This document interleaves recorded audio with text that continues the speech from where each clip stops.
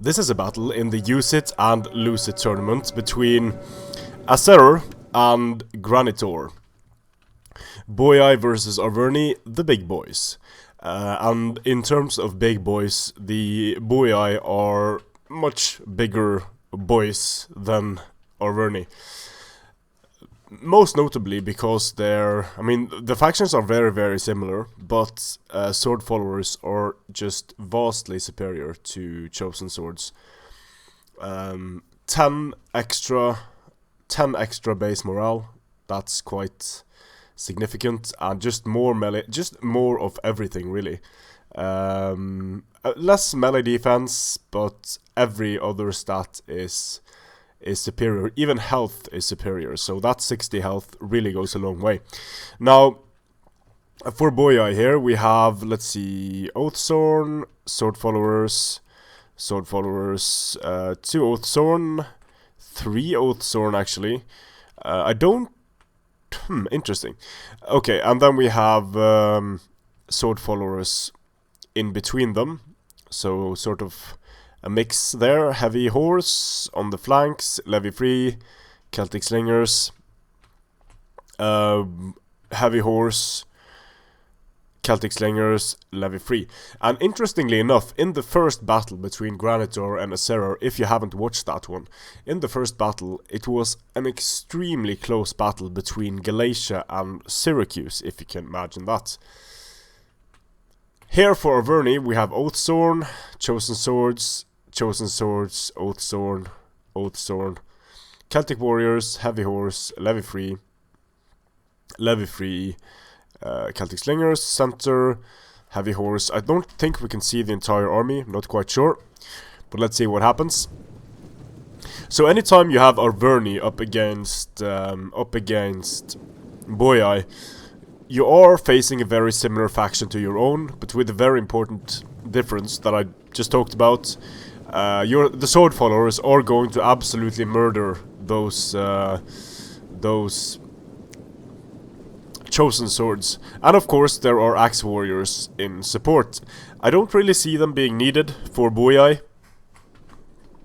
Well, not against another barbarian faction anyway, but since you can only bring max 4 of the same unit, then maybe there's a room for axe warriors, slightly more sturdy than Celtic warriors. Slightly more expensive as well. So both players are going super wide, and this is where it can be kind of funny and interesting when 2 barbarian spaghetti formations go up against each other. It really becomes hard to micro, because you have to look at. I'm not using the free cam at the moment, the Levy free cam, the unrestricted camera that allows you to zoom out. But if you use a standard camera, you can't really see. Like if I'm playing this game and I'm microing over here, I have to move all the way over here in order to I can of course use the minimap, but I don't really like doing that. So it becomes kind of hard to micro. It looks like we're going to see an early skirmish. Celtic Slingers firing at Heavy Horse, again a good choice. You'll see that experienced players won't just have their units on fire at will. They will actually target enemy units. Like the Heavy Horse is a great target, Levy Freeman, not so much. Let's see if the same thing happens over here. These Celtic Slingers are taking fire. They are not in a spaghetti formation, so they will take more damage. These Celtic Slingers have a great position.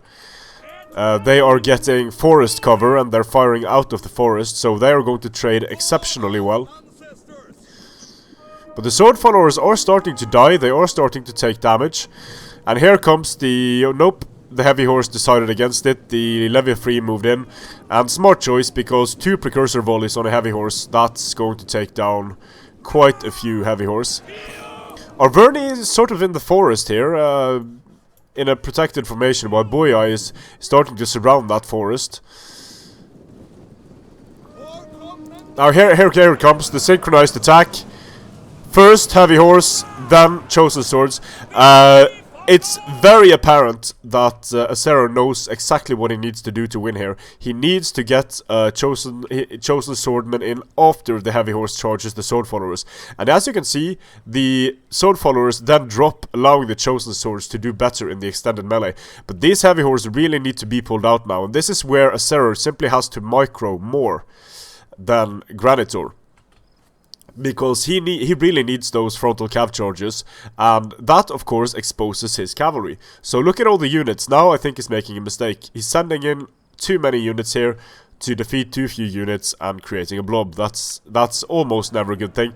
The heavy horse here is about to get charged, it seems. Yep, charged when engaged by Levy Freeman in the flanks there, so this heavy horse is going to take a lot of damage. And really, look at the sword followers. They are losing heavily, but they are still in the fight. Smartly done here, pulling out the Celtic warriors. Very smartly done. Cut your losses. The chosen swords haven't used shield wall yet.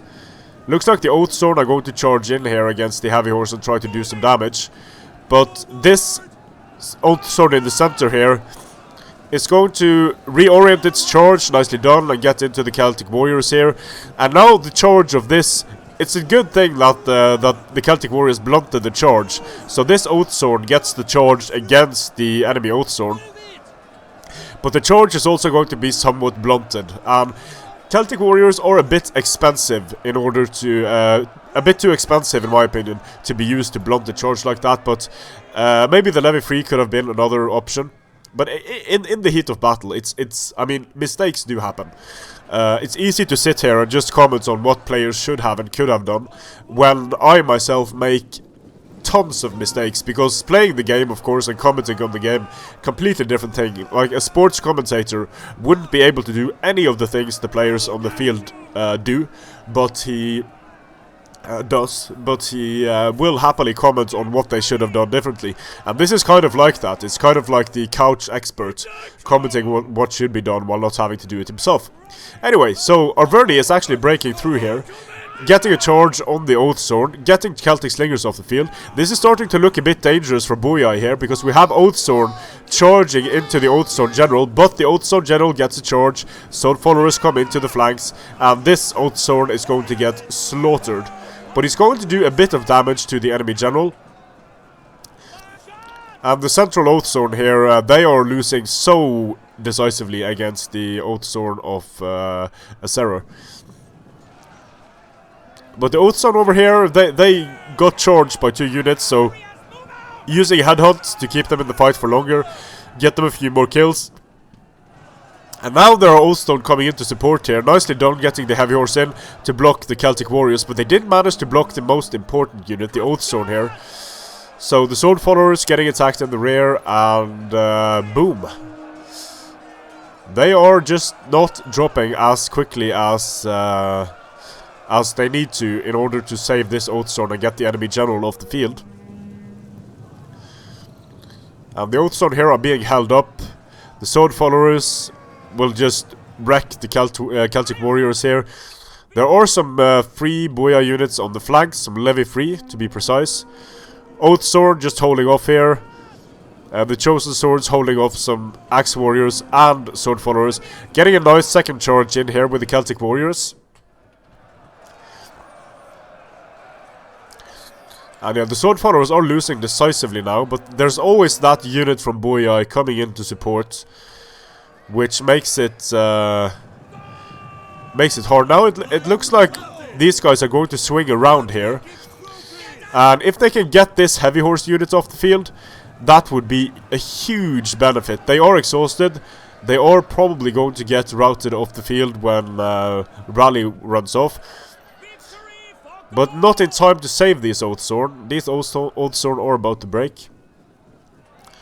Some rear charges here would be really nice, but it looks like they won't be there in time. There's heavy horse chasing away the Celtic Slingers here. And, well, are they chasing anything, really? They're just running about, it seems. Looked like they were chasing them, but they weren't. So, yeah, the Chosen Swords about to break here. The Celtic Warriors about to break. The Oathsworn have done a decent job in holding, but they are in such a dangerous position now. They're about to just get swarmed by Boii units.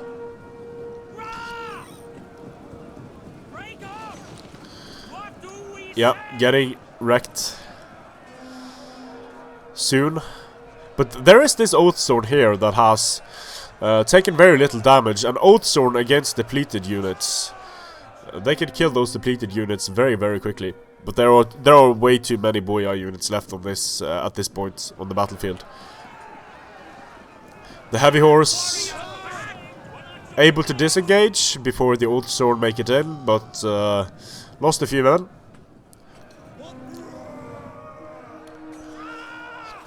And at any point, the Arverni general could drop, and at that point, it's GG. It is pretty much GG at this point.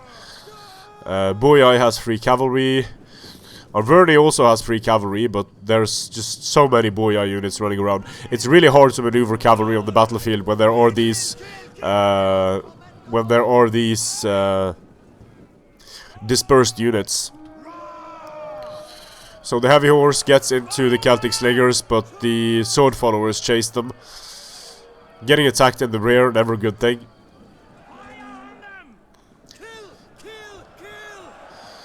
So using race banner rally here.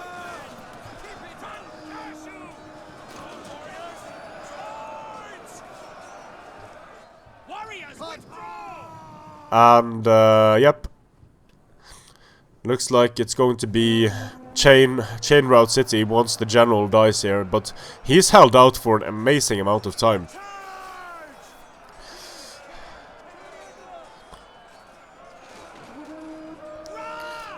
And he isn't dead yet. Still alive with less than 10 men in the unit. But look at all the Boii left on the field, and there's only this final Oathsworn left on the field here.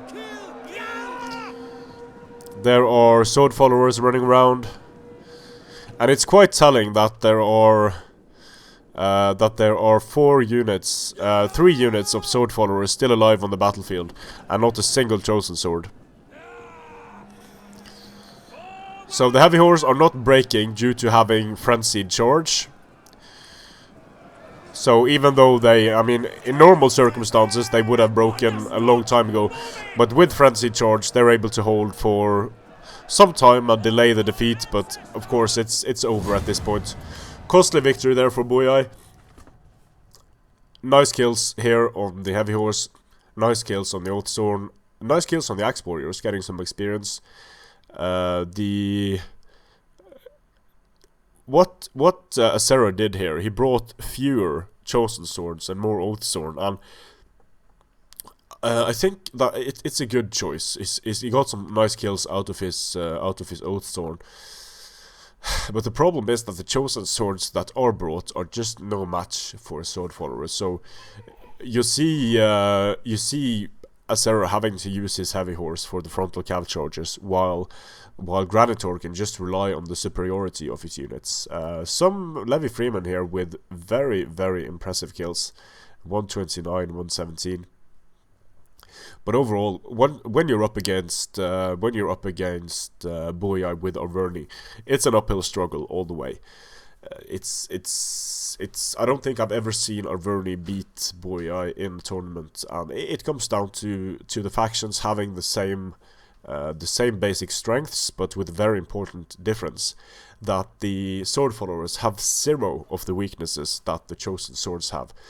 Namely, that the chosen swords they are a bit low on the health, they are a bit low on the melee attack, and they are a bit low on the morale, which the sword followers have almost elite level health and almost elite. They are, while these chosen swords are mid-tier swords, true mid-tier swords, the sword followers are almost like sub-elite in some of their stats. So Granitor advances, but now he's used Galatia, he's used Boii.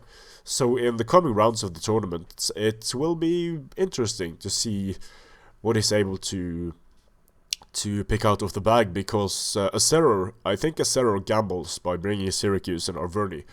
Those are certainly weaker choices than what Granitor brought. So Granitor has been able to advance, but Granitor has used some of his most powerful factions. We'll see how that works out.